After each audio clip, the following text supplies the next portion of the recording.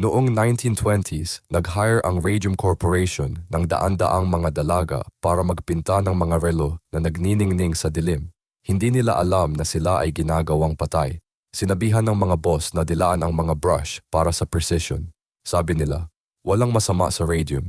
Ilang buwan lang, nagsimula na ang nightmare. Ang mga panga ng mga babae ay nabubulok.